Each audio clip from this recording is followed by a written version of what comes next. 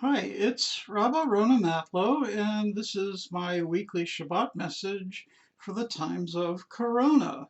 Today is Friday, March the 28th, and this week we'll be reading Parashat Vayikra, the beginning of the book of Leviticus. In this parasha, we read about many of the sacrificial offerings that the Levites and the Kohanim, the priests, were to offer in the Mishkan, the portable tabernacle that was to be carried around in the wilderness, and then ultimately in the Mikdash, the temple in Jerusalem. Now, of course, the Mishkan and the Mikdash don't exist anymore. We know in Judaism that there are 613 mitzvot, or commandments. Different experts offer different recountings of what those mitzvot are. And I can tell you with absolute certainty, though, that there is not one person who ever existed or ever will exist who can follow every one of those, because some apply to the priests, some apply to the Levites, and some to regular Israelites. Some apply to men, some apply to women. Some apply in the land of Israel, some apply everywhere. So because of these different categories, nobody could actually follow every one of these commandments. But what of these rituals that applied in the tabernacle, the Mishkan, or the Mikdash? Well, we know from the Mishnah that it was recounted that there was actually a prayer service that took place in the temple about 200 years before the Common Era. And this prayer service that was recorded in the temple is actually quite similar, amazingly, to the prayer services that we use today. So that when the temple was destroyed in 70 in the Common Era, the sages at the time were able to establish the new academies in places like Yavne, and since they were no longer able to offer sacrifices, they already had a way of doing ritual because they had these prayer services, and so they were able to institute that as the norm.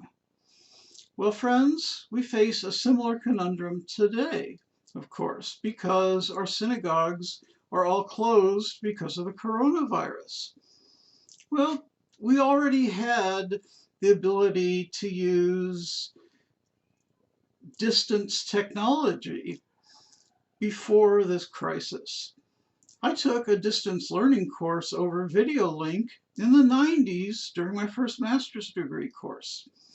Of course, it wasn't nearly as sophisticated as Zoom is today, but the technology existed. Before the crisis existed with the coronavirus, many congregations and other Jewish institutions were already offering different video links. My seminary, the Academy for Jewish Religion, offers all of its courses via Zoom link, so students don't need to travel to New York to take the classes. Many congregations beam their services out over Facebook live stream or other media to allow people who can't travel, whether because they're ill or disabled, or if they're away on business, or if they're in remote areas and they want to visit a specialty service like the LGBTQ service at Congregation Beit Simchat Torah in Manhattan, they can do so. Well, we've just adapted that for almost every progressive congregation in the country. And what's really most amazing is that this week, the Orthodox Rabbinut in Israel came out with a limited approval for families to Zoom in for the Passover Seder so that the elderly and infirm could connect during their Seder. This will, of course, lead to a precedent which allows for further expansion of this in the future, and who knows what this is going to bring.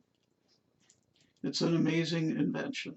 But what I can tell you is this: we have to be careful with this. It's an amazing chiddush, an amazing innovation, but it's really easy to become complacent with it too. We think, well, we can sit in our pajamas or our sweatpants. We don't have to get done up to go to shul in shul clothes. We can just sit here at home. We don't really have to put out the effort to be part of the community energy. And then pretty soon, well, I'll just listen in this week. And then maybe it's, well, I listened last week. This week I'm not going to bother. And then before you know it, we've lost the community energy. And that's a problem, friends.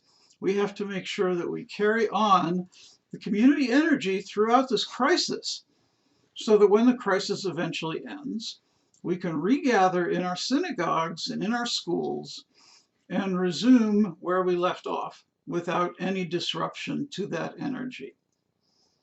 So what do we do in the meantime? Stay connected with your friends over media, talk to them by phone. If you have somebody in your community who is sick or disabled, make sure their needs are being taken care of, bring them food. If you have somebody that's in the hospital in your community, send them a card. Please don't send them flowers, however. Flowers are very dangerous for somebody who's in respiratory distress. But send them a card, let them know you're thinking of them. Keep the communal energy alive throughout this crisis. And remember, keep calm, carry on, and have kavanah, have focus and intent. Shabbat Shalom, and a Chag v'Kasher v'Sameach. Have a sweet and happy Passover in whatever way it comes to you this year.